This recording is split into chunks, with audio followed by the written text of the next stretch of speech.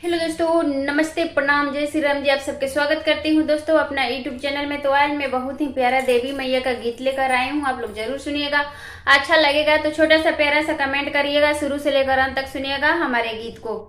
अच्छा लगेगा तो कमेंट भी करिएगा, लाइक भी करिएगा, शेयर भी करिएगा, साथ में चैनल को सब्सक्राइब भी करना मत भूलिएगा। तो चलिए मैं सुनाने जा रही हूँ, शुरू से लेकर अंत तक सुनिएगा।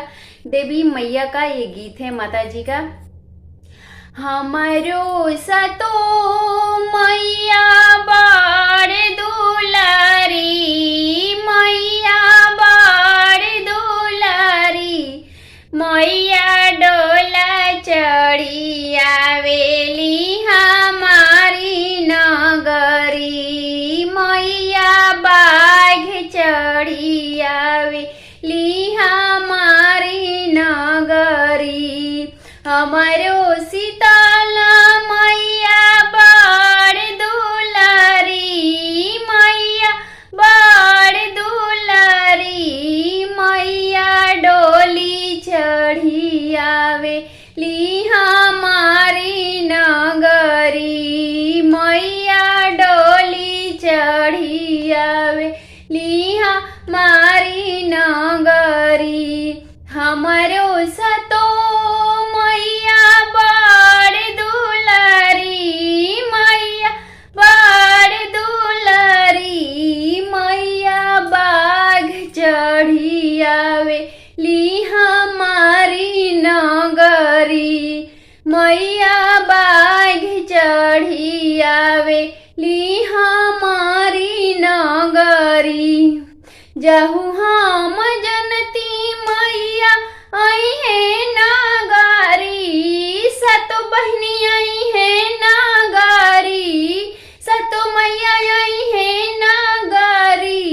मैया चरे से डगरा बाहर रखती, मैया चरे से डगरा बाहर रखती। जाहू हम जनती शीतल मैया आई है मोरी नागारी, शीतल मैया आई है मोरा नागारी, मैया फूलवा से डगरा सजाए रखती, मैया डग के फूलवा सजाए रखती। हमारो सतो मैया बाड़ दुलारी, मैया बाड़ दुलारी, मैया बाघ चढ़ी आवेली हमारे नगरी, मैया बाघ चढ़ी आवेली हमारे नगरी। जाहू हम जनती सतो मैया आई है नागरी, मैया आई है नागरी, मैया के फल फूल भोग सजा के रखती, मैया के फल फूल भोग सजा के रखती।